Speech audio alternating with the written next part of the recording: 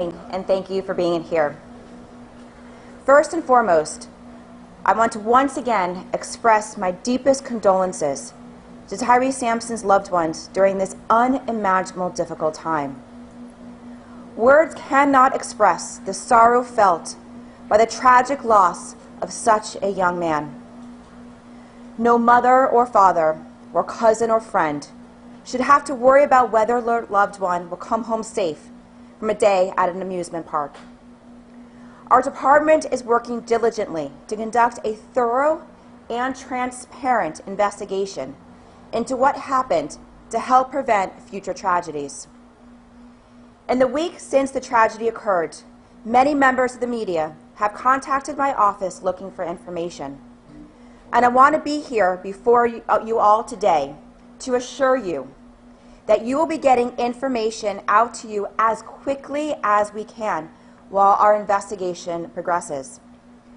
We are pulling back lots of layers here, and we are not going to jump to any conclusions until the facts are known and information is provided to us, because that would not be fair to the family.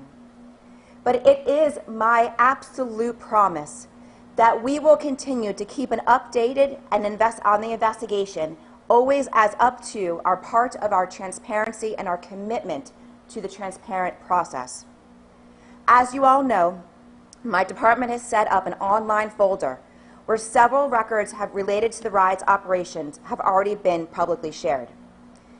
This folder includes the initial inspection report from the Florida Department of Agriculture and Consumer Services, which was conducted before the ride opened in December, at which time no deficiencies were found. It also includes manufacturer's manual for the ride, the accident report submitted to our department by the ride operator, and several other documents from the ride operator. We encourage those seeking further records or updates to continue to check this online folder where additional records will be shared on an ongoing basis as we receive further information as part of our investigation. I'm also here today to reassure Tyree's family, friends, and all those impacted by this tragedy that we are fully committed to finding out what happened so we can better prevent such tragedies from happening in the future.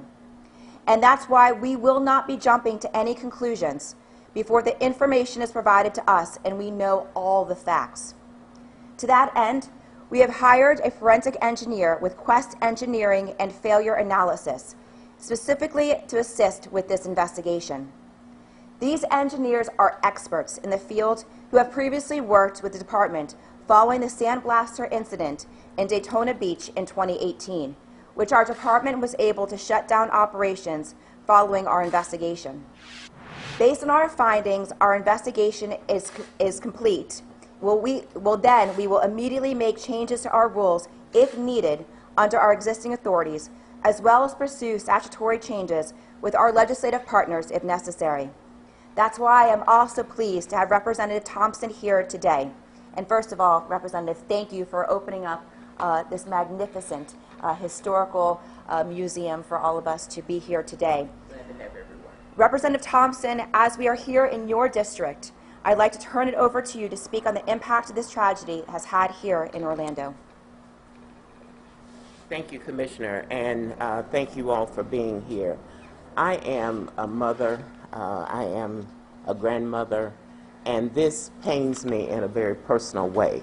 When you send your children away for spring break or from your hometown, you certainly want them to enjoy the area where they're traveling, and you expect them to return safely. And so I'm very concerned, and I've been in touch with Attorney Ben Crump, who represents the family. And in consultation with Attorney Crump and getting input from the family, they're not interested so much in fixing blame as in fixing the problem. And I'll be working with them to fix the problem. And if there is legislative action that's needed to give more authority to the Florida Department of Agriculture and Consumer Services, that's what we'll be focused on, whether that is about training, whether it's about insurance, metal fatigue, all of the things that they do now, but a lot of that authority is given to the vendor, to the company that actually operates the ride.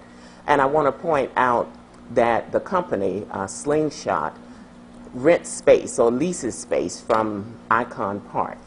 But I have heard also from Icon Park, and they are interested as well in working collaboratively. Statistics show that the overwhelming majority of people who come to Central Florida enjoy the amusements, they enjoy the entertainment, they enjoy the rides, whether we're talking about helicopters or go-karts or water slides or whatever. But we want no exceptions, and this certainly was the exception rather than the rule. So we will be looking at legislation once we get the report following the investigation that Commissioner Freed has already referenced. Once we get that report, we'll know the direction that we need to take with regard to legislation. But I have committed to the family and commit to this community, and I'll be working to bring all of the stakeholders together. I've committed to filing the Tyree Sampson bill in the legislature that would address the problems that are identified once we get the investigation. At this point, we don't have all of the facts, so we can't, in terms of a knee-jerk reaction, say this is what needs to happen. But once we have the investigation, I'll be working on the Tyree Sampson bill to address whatever the problems are. And the theme parks, all of them, are in my legislative district. And so I know that tourism in this area is the lifeblood of the state of Florida and of the community. So I have a lot of stakeholders who are very interested in coming together and working collaboratively to address the problem. So at this point, I'll be glad to answer questions, as I'm sure the commissioner would as well. Maybe 2 seconds, though. I want to get one more person in here, too. Okay. That's okay? All right, that's wonderful. So thank you so much. I still call you my senator. But I also would like to also introduce Rick Kimsley, who is our Director of our Consumer Services. Good morning. Thank you for being here. With no federal regulation for safety on these type of rides, the state of Florida is one of only 29 states that have created amusement ride safety programs. Florida law and department rule requires some of the most strict and comprehensive inspection processes in the country. The Division of Consumer Services has statutory authority to permit temporary and non-exempt permanent amusement rides. We also conduct safety inspections at the time of permitting and a 6-month follow-up inspection after the permit date. We conduct accident investigations following certain instances of patron injury. During the permitting process, the ride owner must submit proof of insurance and an affidavit of compliance and non-destructive testing, which in part states that a professional engineer or qualified inspector has tested the ride and it is in conformance with the state statute and department rules. The permit and semi-annual inspection processes are conducted by the department inspectors to review the ride's conformance with adopted international safety standards and all ride manufacturer manuals and safety bulletins. As the commissioner said, we're going to open it up to questions, but I'd like to remind you that we will not be commenting on this incident specifically or our ongoing investigation. Commissioner, is it possible that once the investigation is complete that you may permanently shut this ride down or not allow it to operate anymore? So the ride right now is shut down indefinitely, and based on the end of our investigation, we'll be able to make that determination. It's impossible for us to speculate or draw a conclusion at this time. Commissioner, can you say if the ride operators were underage or adults? That's important in how we present the information that your office has released. I don't know if we know that. Do we know that information? We might not know that information or not, but that's what we're compiling right now to make sure that's part of our investigation. We've heard they're teens, so is it like a 16-year-old or a 19-year-old? That's important how. We're looking into everything.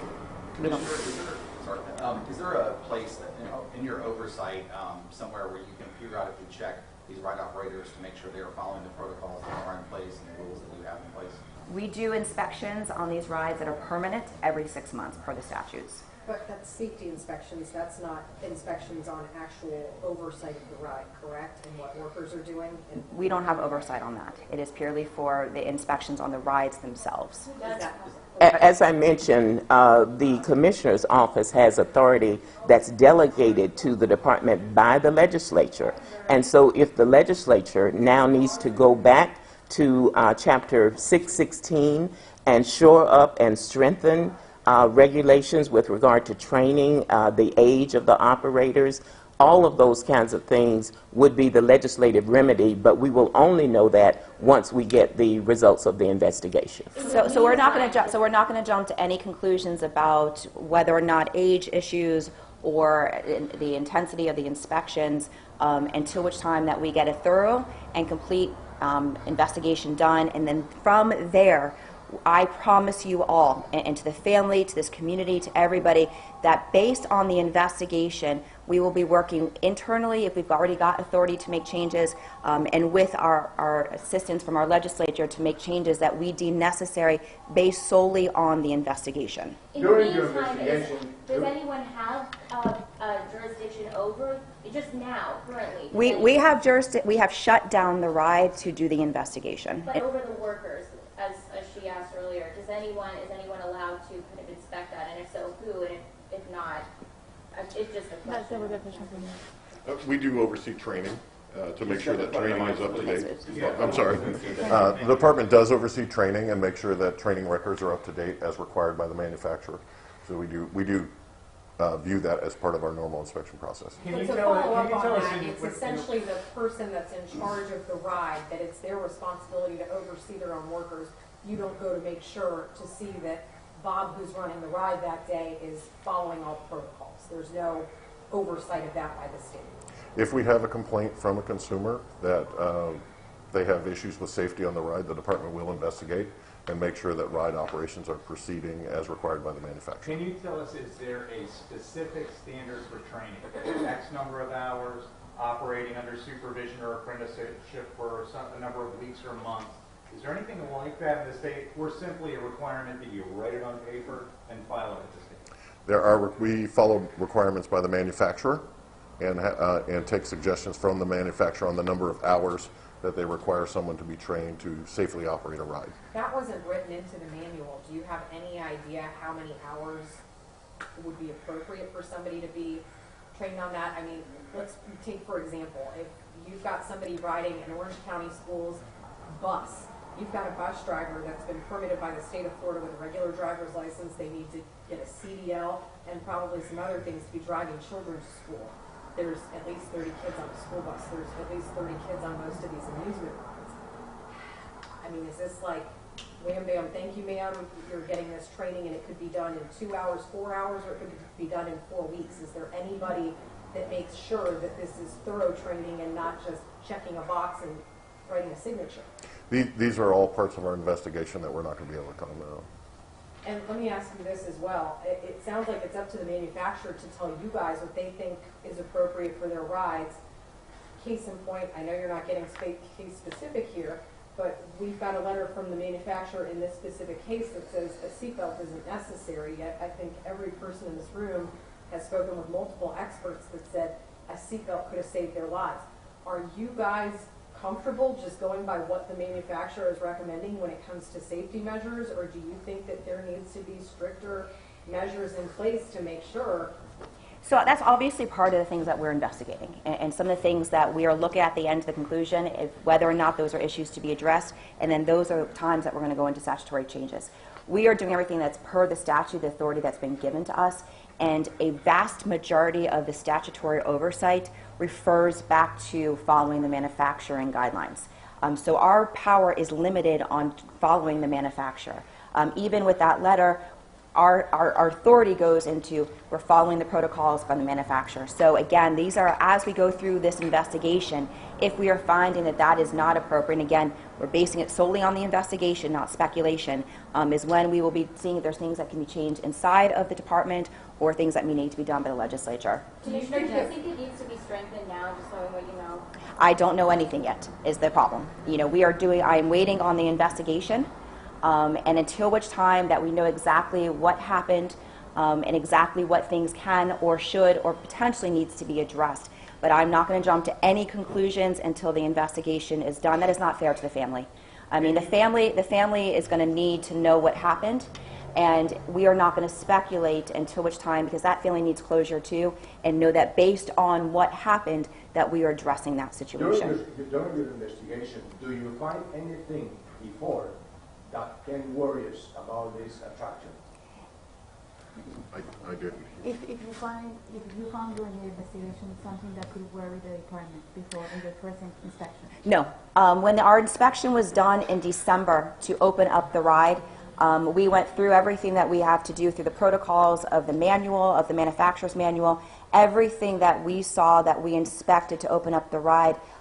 We followed the protocols, we followed the manual, and everything was up to par per the manual of the manufacturer. Are you comfortable with your protocols? Can you tell us, have you spoken personally with any family member? I have not spoken personally with the family members yet. Is your office comfortable with those protocols? To let them Whoa, know whoa, that there's a whoa. maximum Wait. weight? I said, is your office comfortable with those protocols? We oversee and inspect thousands of rides throughout the entire state. And so we have to, per the statute, per the protocols across the entire state, follow the manufacturing guidelines. That is what is mandated to the Department of Agriculture. We have no authority to question a manufacturer's protocols unless we have received some type of consumer complaint, and then we follow up, whether it's the manufacturer or the operator, based on that consumer complaint. But at the time when this was open in December, we followed the protocols, we followed the manual of the manufacturer, and everything was exactly as per the manual. There are a lot of rides around the state, a lot of older rides that have added seat belts over the years that have added protection of safety. Can the state make manufacturers add the seat belts in so that something like this doesn't happen? Yeah, and we are, for this ride in particular, so I'm only going to, this ride in particular, we are can't jump to that conclusion until the investigation is done. And then we'll make sure we look through if other changes need to be made for the future. And based on the investigation, I think it may be that we will look at seat belts. You and I drive cars that have seat belts and airbags. So I think redundancy is a good thing. And it may be that the investigation will point out that not only the harness, but an additional safeguard, which would have been a seat belt, could have saved Tyree's life. Do you think you owe it to consumers in the state of Florida to let people know that there is a maximum weight on some of these rides? So we go through, so first of all, there are rides that are throughout the entire state that do have weight limits. And it is up to, unfortunately, this is again things that we're going to be looking into as we go through this investigation, is we have to rely on them. We are our charged responsibility of relying on the manufacturers, how their protocols are put into place, the signage that they're putting into place. We follow the manual. And those are, again, per the investigation, and that is something that should be addressed.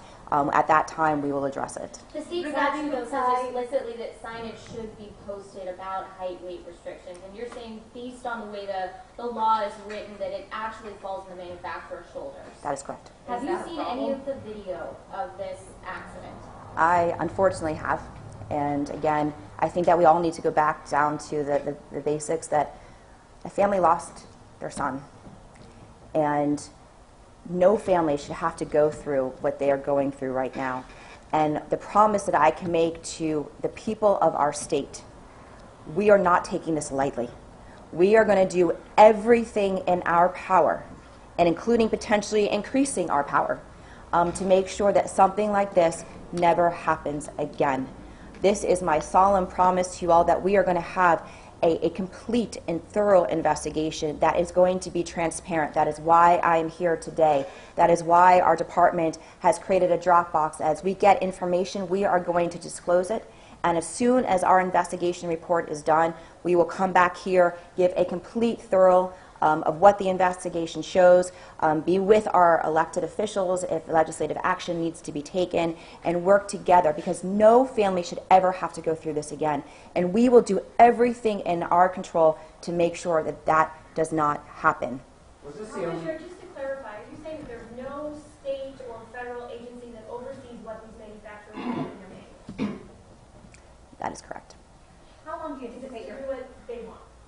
There is no oversight board that says that. However, per our statutes, every single ride needs to have an affidavit from an engineer, from engineering firms that sign off via affidavit on actually the protocols of every aspect of the ride, making sure that it is safe.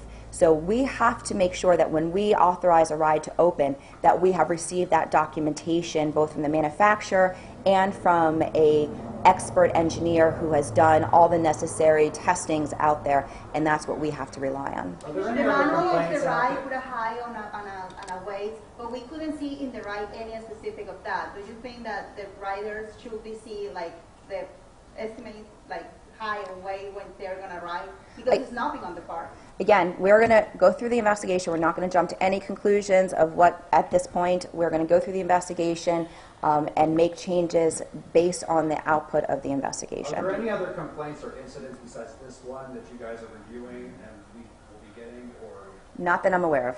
Commissioner, how long do you anticipate your It's going to take as long as we need to. We are not going to rush this.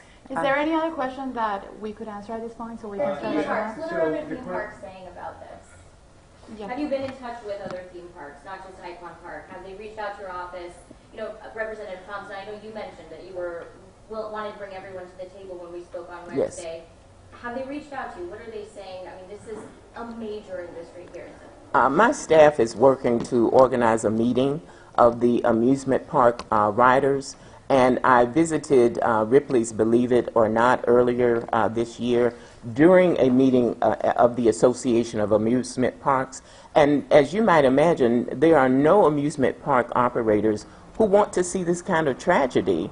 And so they are very receptive to coming together to talk about what we can do going forward to make things better. At the end of the day, if you wind up finding issues, does the manufacturer get in trouble? Does the ride operator get in trouble? Does the owner of the ride get in trouble? Like, how would things shake out if you do find issues? I mean, we have statutory authority as far as fining and obviously shutting down the ride if we feel that it, based on the investigation, that it should not be operative anymore. So based on that's obviously where we're going to go with it. But we have authorization that if we see in the investigation that somebody was derelict in their responsibilities or changed something or did something that was not in alignment with the training or alignment with the protocols, then of course we have authorization to fine. And of course we know that the legal team on the civil side, that's on them to figure this out. Have the theme Commissioner, parks just been in to touch increase with your you? oversight into this, is that something you would have to increase your oversight so much of this is not up to those manufacturers and how they carry this out? Would that be something you can expand yourself, or would that take legislative action to increase your? Yeah, I mean, some things are definitely, we're going to need help with the legislature, that if we find there's things that we can't do within our purview of our statutes, that's when we are going to go with the legislature and figure out how to make sure that we have increased our control or oversight over this. But again, we're not going to do any of that until we see what exactly happened and make sure that the investigation is thorough, and from there we'll make whatever determination is required. Greg Fox over here has been. Just a quick Sorry, question. They operate 7 rides here. There's only 2 of them that are closed. Should Slingshot Group be closing all of their rides locally until your investigation is done? We only have authorization to close the ride that is in question. Right, is your office at all involved with the sheriff's office's criminal investigation? Any of your Not at this time. So and have the theme parks reached out to you specifically, just to circle back on this question? not that I'm aware of, but No. None of the other theme parks have reached out to us. I mean, everybody is waiting for this investigation to happen and to see what the outcome of it is. Thank you. And we're taking the initiative out of my district office to bring the theme park, all of the theme parks are in my house, District 44. So we are taking the lead and saying, let's all come together to see how we make sure there's not a reoccurrence of what happened with Slingshot. Can you explain? Quest Engineering can do that your inspectors aren't able to do, like what goes into their work? What does Quest Engineer can do that our inspectors? So forensic engineers, like what are they able to do? Yeah, they will help us look at the engineering of the ride and come up with any, as in the sandplaster incident that we had, they were able to do a root cause analysis for us and tell us exactly where the failure happened. So we're working in conjunction with them and our inspectors too. Because remember, our inspectors, what our inspectors do when they come up to a ride is they have the manual. They have the manual that you all have now seen. And our inspectors, who are extremely, extremely overly qualified. I mean, I've met with them all. They talk a language that I don't understand. And they go through the manual and they make sure that the ride has been put together by all of the protocols in the manual. They make sure that all of the nuts and bolts are in the right place, all of the safety protocols are in the right place per the manual. So those are what our experts do. The ones that we have hired, where our forensic experts go through and are able to go back and look at the calibrations, go back and look at the mechanisms and the movements, which is not what our engineers do. Our engineers are purely making sure that the equipment is put up to par and the standards that per the manual. This is taking it a step further and saying, okay, this is like if you ever saw a crash scene in a trial, that you've got people that are reenacting the scene. That is what these experts will do, is basically reenact the scene and come to the conclusions of what happened on that unfortunately fatal night. Have they been What out there about yet? Yes. the training idea that, do we happen to know whether or not the manufacturer of the ride, at least in the first 6 months of operation or first year, provided not only the training, but also provided its employees to partly or fully operate the ride? Do we know if the manufacturer is the operator of the ride for Slingshot Group? Okay, repeat that. You lost me there. So in other words, you make a ride, you sell the ride, but do we know in this case if you not only sold the ride but also provided the employees to actually run it for Slingshot? No, so there's a separation. You got manufacturer. Okay. The manufacturer creates the ride, has the manual. You've all seen the letter from the manufacturer about the question of the seatbelts. Then you have a separate group that operates the ride. So it is the owner, so it's different than you got manufacturer, owner, operator. So you've got basically three other parties here. I have a question. Is training a part of the inspection when you're permitting a ride? The department does have training requirements that we mandate that they keep up with training records and then provide those to the department upon request. But when you're permitting, when a new ride shows up, do you like look to see if training records are already in place, or do they fill out the form that FDAX provides, with the boxes and stuff like that, and they have to keep that readily available? Right, they do have to keep that readily available. If we have a concern that training hasn't taken place, if we see someone and is unfamiliar with the ride, then we'll ask about training records.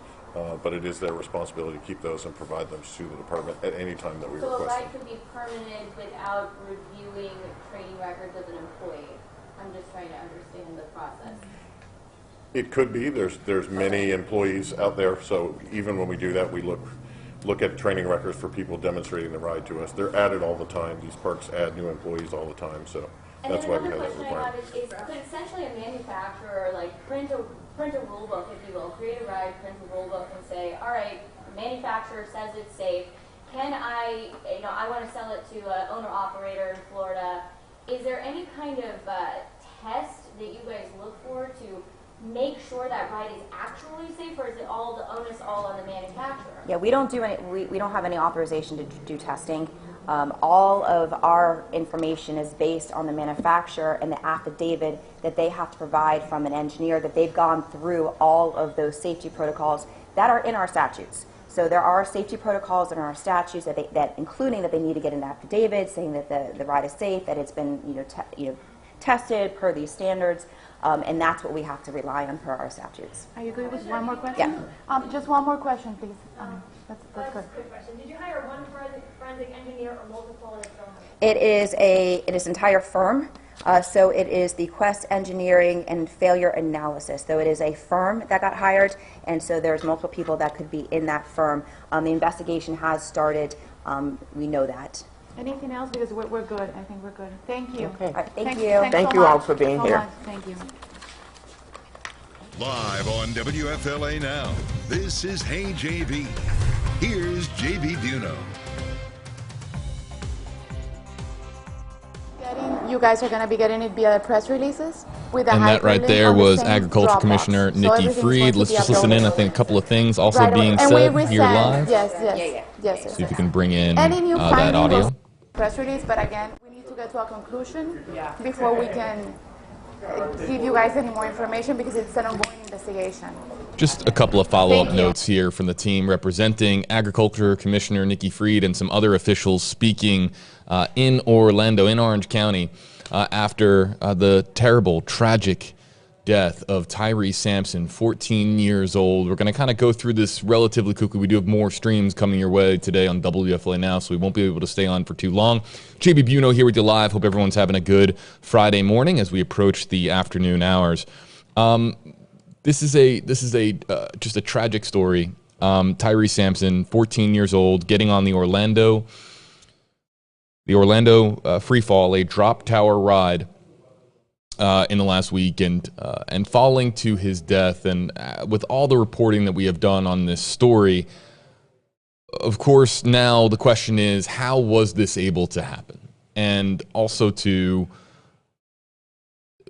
of course, first and foremost, the family, and making sure that the family gets the justice that they deserve in light of this terrible, terrible incident that occurred in Orlando at a theme park, an area where you're supposed to be having fun, the most fun time of your life. Tyree Sampson in town from Missouri on vacation, as thousands, millions do every year, coming to Central Florida to enjoy our theme parks, until in this incident something went tragically wrong.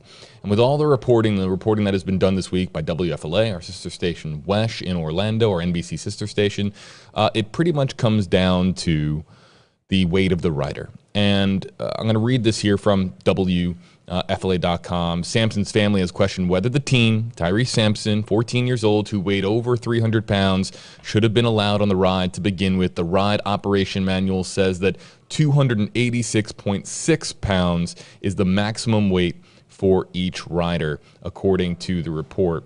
An accident report coming from the state said that the harness on the seat was still locked after the ride came to a stop. So there's a lot of questions at play here.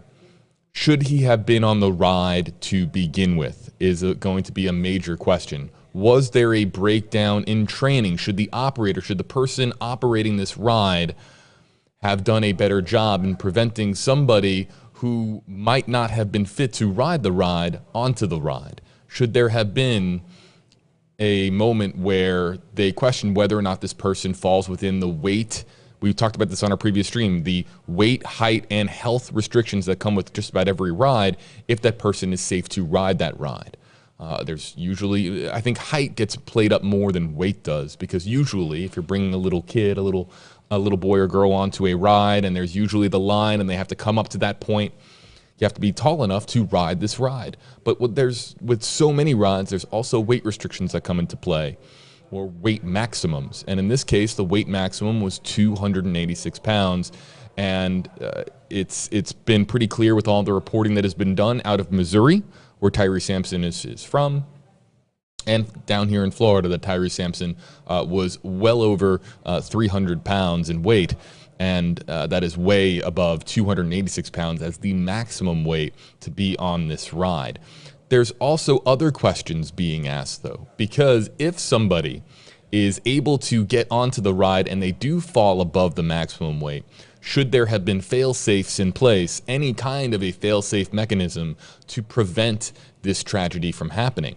We have a story on WFLA.com that I want to just kind of point out to you, and we had a link in the comments section as well, but you want to find this on WFLA.com because an expert says that a $20 seatbelt could have saved Tyree Sampson, should there have been a second protection mechanism in place to prevent this tragedy from occurring. Because we have made, of course, we've done a lot of reporting on the overhead harness, the mechanism that comes down over your shoulders, but should there have been a second mechanism in place to prevent this from happening?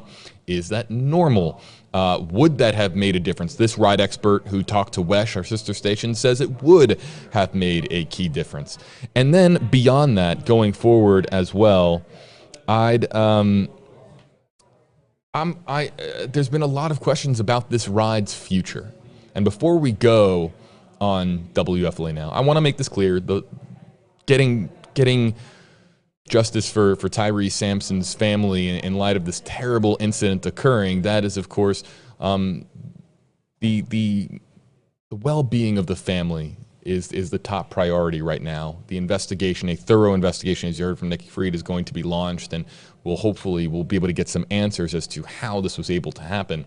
But then you have the ride itself. You can't miss it when you're driving through Orlando. It's a massive structure, 40 stories in the air. It's 430 feet tall. It's just about the same height, or if not higher, than the Ferris wheel. The idea is that you go up in it, and when you do get to the top and you're sitting in this circular formation at the top of the ride, that you have this really unrivaled or nearly unrivaled view of central Orlando with, of course, all the theme parks. It's a majestic view from what we've heard at the top of this ride, but this ride has only been open for a few months. It opened really over the holidays in December of last year. So we're talking about a ride that's been open really 4 months, and we have a death of a teenager in light of the ride opening within the first few months of it opening up. So the question is now, what is the future of the ride? Let's just do this for a second. I'm going to kind of just throw this out there for hello to our YouTube audience, hello to our Facebook audience. We'll do just a quick emoji poll. And we've done this before, and I'm just curious to see what you guys have to say. Let me kind of bring up all your comments here full screen. And here's how we're going to do this. If they determine down the line, we're going now into the future, and if they determine that this ride, is safe and meets all the standards, and the problem that occurred here was due to a rider being on that surpassed that weight maximum, and they then put in place all the protection measures possible, and they do everything that they can to ensure this never happens again, and they reopen the ride. If they reopen it, are you going on it? Ask yourself, would you go on this ride in the future? This is a big question because, as you heard there, and they mentioned it during this press conference, Florida tourism and coming down to Florida and the safety of these rides is paramount, because at the heart of it is Florida's tourism industry. And if a ride can't be deemed safe, that of course shatters, especially with parents, their confidence in putting their child on a ride. Now, this is one incident at one park with a relatively new ride that has opened up. And you heard Nikki Fried say that there has been, that Florida is among the nation's leaders when it comes to ensuring that there are these massive inspection processes that are done to ensure that these rides are safe for opening and safe for regular use. However, we now have the confidence in this ride being shattered, at least for now, until the investigation is complete. And a lot of questions as to whether or not it's closed right now, but if it does open up, what's it going to be like? So, emoji poll, how this works. Throw a thumbs up emoji in the comment section if this is a ride you would go on if they deem it safe, if they do a massive investigation and they thoroughly examine this ride and do everything that they can to open it up safely to the public. Would you go on it? Thumbs up, yes. Thumbs down if no. I'll bring up Facebook. I'll bring up YouTube. And this is a very pertinent question because of the future of this ride, the massive amount, of course, of money and resources that went into it. It opened really while the pandemic was still happening with Omicron here in the state of Florida. And I'll try to just get a better understanding. We don't have the means right now to launch like a tally poll. So what we're going to do is just kind of go based on your thumbs up or thumbs down emojis. I'm seeing Kibbs vote thumbs down, Alyssa voting thumbs down with the thumbs down emoji. Let's go over to YouTube. All right, we've got Tech Guy thumbs down, Terry thumbs down, Callie thumbs down, Rose thumbs down, Heather thumbs down. Wow, Miles is saying thumbs up, Motobug saying thumbs up. I'm seeing mostly thumbs down. So yeah, this speaks to how sacred the inspection process is, because you have one moment where something terrible happens to somebody. In this case, it was a fatal, just a fatal flaw leading to a fatal fall. You then shatter the future confidence in that ride. And now I'm just seeing thumbs down. I'm just going to say at least 80% of our comments here are thumbs down emojis. Some people just spamming thumbs down in the comment section over and over and over again. And it goes to show how important the inspection process is when it comes to a ride. Doesn't matter if it's at Icon Park, doesn't matter if it's at Disney, doesn't matter if it's at Universal, doesn't matter if it's all the way over here in Tampa, doesn't matter if it's in Disneyland China or Japan. It doesn't matter where it is.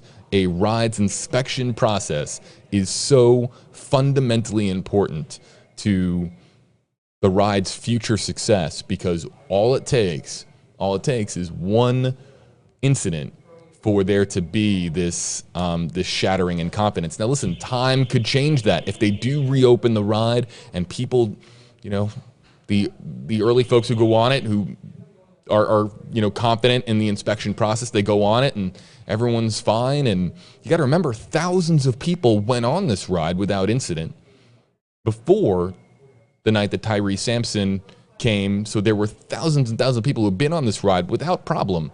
But again, it's that one time that has really just sent confidence into just the spiraling downfall in the aftermath of this. And I'm asking this question now simply because it's been several days now, and the reporting has been very, very fluid from our media partners in Central Florida, as well as out of here in Tampa. Our own Masa Saidi doing reporting on this story as well. And I think that people are now getting a better idea of what happened, at least a vague idea of what happened with the weight maximum being exceeded for the rider. But again, it's a massive structure, and its future right now is in doubt. Again, Orlando Freefall at Icon Park remaining closed. Folks, we got another stream coming up in less than an hour from now, which is why I have to get going. 12:30 Eastern Time, doing a deep dive, the very latest on the disappearance of Cassie Carly. If you don't know about this story, really want to start paying attention, because there are, of course, multiple agencies now searching for this missing 37-year-old mother on the Florida Panhandle, and really now this search expanding into the state of Alabama. We're going to go into exactly why. She was, for those of you unfamiliar, she was on her way to pick up her daughter on Sunday night, custody exchange from the girl's father to the girl's mother, and she vanished. And now there is this urgent search underway. Community members, a massive community search that is growing by the day. The FBI, state investigators involved. It's an enormous story that is emerging out of the Florida Panhandle, and folks are really trying to rally to spread the word in the hopes of finding 37-year-old Cassie Carly alive. That's in our next stream coming up at 12:30. We hope that you can join us. We're going to have some folks join us on stream. We're going to be talking about the story, where the latest sort of stands at this hour as we now enter day 5 of her disappearance. We have some nervous folks in Navarre Beach on the Panhandle who are doing everything they can, unable to sleep, because they want to know what happened to Cassie Carly and where she is. Most troubling of all is, according to investigators, the fact that they were able to recover her purse in her vehicle.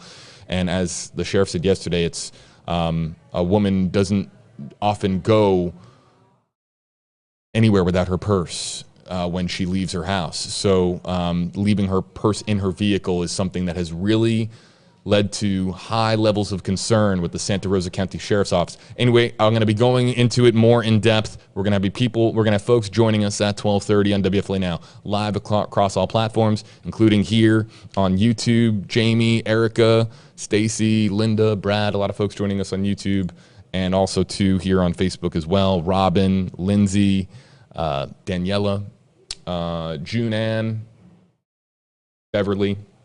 We'll be back at 12:30. But again, if you want to read the latest on this story, on what happened in Orlando, and also, too, hear from the ride expert who said a $20 seatbelt could have saved Tyree Sampson, we have it for you on WFLA.com and the WFLA app. We'll be back in about 45 minutes on WFLA Now.